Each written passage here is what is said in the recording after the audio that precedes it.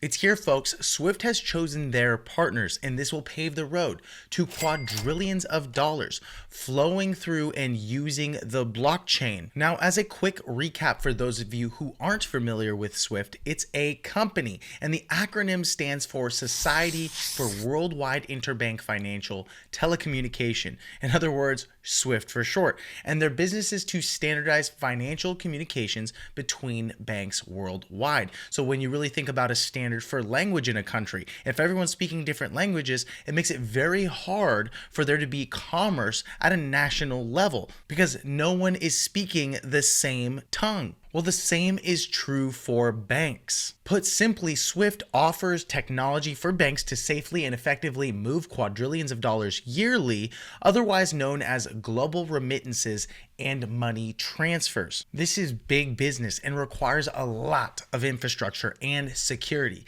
the kind that cryptos and more specifically blockchains offer, which makes things really interesting, especially as they're moving along right now.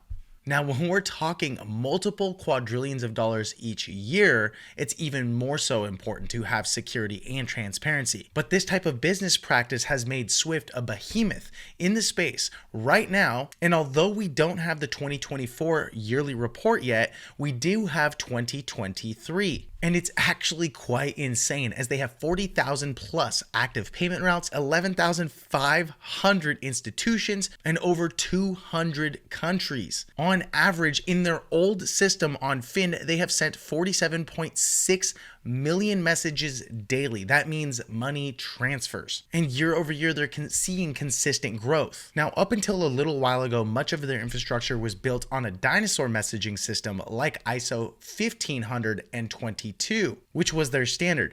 But as soon as July 14th of 2025, FedWire, or the Federal Reserve, is now going to adopt the standard of ISO 222. And then in November, the whole world will follow. And some of the cryptos we mentioned above will likely be the key in Swift modernizing their global money transfer business. Hello and welcome back to the channel. If you're new here, my name is Paul and you can find me on Twitter or X at PauliDeFi, PauliDeFi.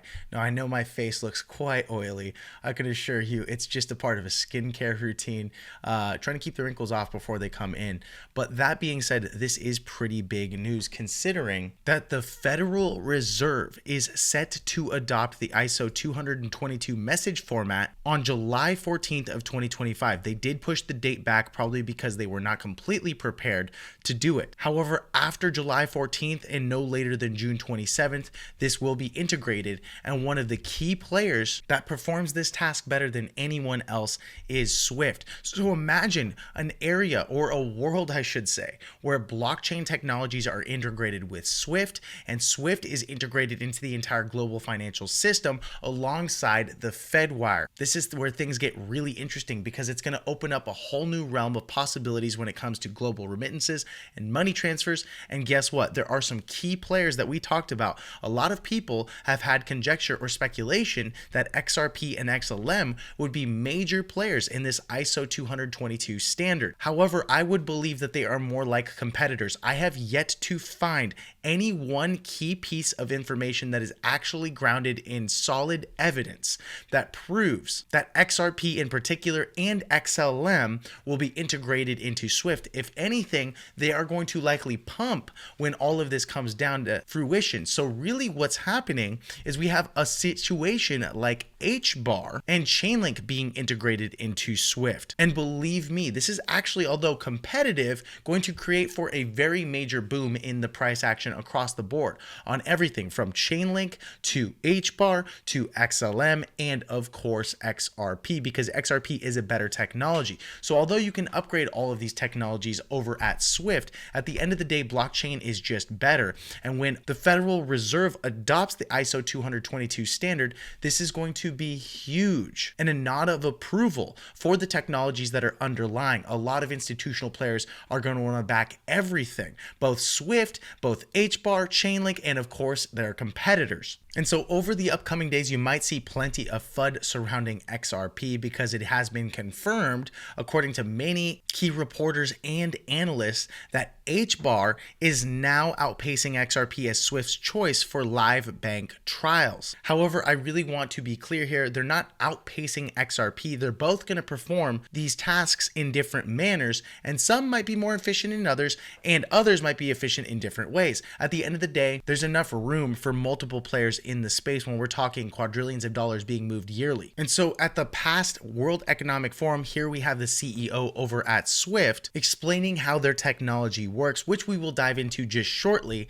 However, even in this post, they're talking about how Chainlink is providing secure on-chain and real-world data. In other words, it is an oracle, and that has been confirmed. As you can see, even over on the Swift website, Swift is making a mention of the fact that UBS Asset Management and Chainlink have successfully completed innovative pilots. In other words, they are actually using Chainlink to bridge tokenized assets with existing payment systems. So Chainlink is 100% integrated into Swift. If you even wanted to double down and verify, you could go over to the Chainlink website at chain.link, and you can see Chainlink's work with Swift is also there among Euroclear and other major banking and capital market institutions. And that's not all. You have them partnering with asset managers like Franklin Templeton, Wellington Management, banks and custodians, and even blockchains. So where is HBAR in the mix? HBAR brings efficiency and security to Swift's infrastructure. In other words, it seems HBAR is the blockchain of choice to perform all of these tasks. That said, let's have a listen to what Alyssa DiCaprio over at Swift had to share at a recent conference at Hedera Con. So this is a woman who actually works at Swift, was directly speaking at Hedera Con. Hey everybody, my name is Alyssa DiCaprio. I work for Swift as head of industry engagement. And before that, I was chief economist at R3. So my remit at Swift is largely to work with central banks and to work with payment market infrastructures to increase the speed of payments, increase the transparency of payments, as well as building out digital public infrastructure. Swift network is, world renowned for moving or messaging that enables money movement. Where are you seeing the key drivers for this shift to crypto payments? I'm going to give you a very different answer. Okay, cool. So I think, from the perspective of cross-border wholesale payments, really where we see the drivers of stablecoins coming from is, first of all, just the existence of DeFi, right? So institutions, customers, clients, all of them see that it's possible to do instant payments, it's possible to do instant settlement. Why aren't we doing it in all of the different transactions that we have? So I would say that's very directly the first driver. And then the second driver, honestly, is really around the G20 goals. So the G20, which is only 19 countries, you're welcome, has a goal for 2027 that something like 75% of global payments are credited to the beneficiary's account in less than an hour. And so how do you do that with traditional payments? It's really challenging. So it's kind of straightforward. If you're doing this with digital assets, that works very well. If you're doing it with traditional payments, it's a little bit more difficult. So, one of the things that we find, for example, is that already 90% of payments are credited to the beneficiary bank in less than an hour, but then the actual account of the recipient, only 43% of those flows. 43% of the 90% are going into the beneficiary's account in less than an hour. And that's for reasons of batching, which you don't need to do with stablecoins. It's for a reason of closed payment systems. So maybe the payment went overseas, the system was closed at the time, so it's not going to get credited in an hour. And then different compliance features. So there's some jurisdictions, for example, where you need to pay the beneficiary before you actually credit the account. You need to call the beneficiary before you actually credit the account. That's going to take you some time.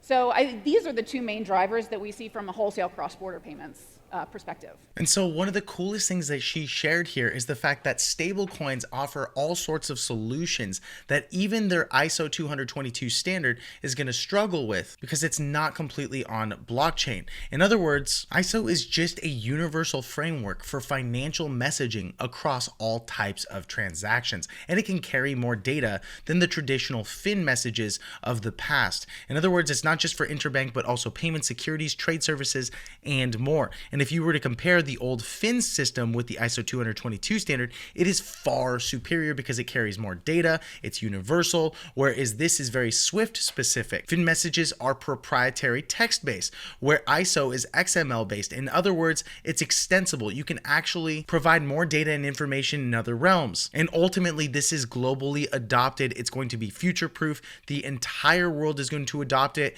And in November of 2025, fin messaging will be phased out completely. So with these new systems of communication, they're also going to need to integrate all sorts of other things now that ISO 222 is adopted. They're going to have to use blockchain and stablecoins. And so either way, with this standard, which is not only specific to Swift, which really opens the doors when you really think about it, will provide a lot of bullish price action for players like XRP and XLM. And so coming back to this video, a lot of people had conjectured just because she was at the Hedera conference that HBAR was the chosen one. And I actually did a lot more digging throughout the making of this video and found that she mentioned nothing about HBAR directly being integrated, which means they probably have already worked on some of their own blockchains, but they are using CHAINLINK specifically as a data source and an oracle that creates reliable data for when they're moving money across borders. Still, it's nice to see her speaking at Hedera, and I believe that's why the price pumped a bit. And so what's really cool is when you look at the Hedera council, you can actually see that CHAINLINK is also on the council right here. And to make things even more interesting, which cryptos are actually ISO 222 compliant and can communicate on this global system of messaging now? Well, that is XRP, Cardano, Quant, Algorand, XLM, HBAR, and of course, a lot of the underlying infrastructure and technology in terms of oracles will integrate CHAINLINK. The real question is though, when will all of this happen? When will the pump come? Well, as you can see here, July 14th is the last date for the Fed Funds Service ISO 222 implementation. However, as of November, that is when things are going to get really interesting because that's typically when the bull market really starts to take off in the months of October, November, December, and also everything will be moving forward into the new global standard of ISO 222.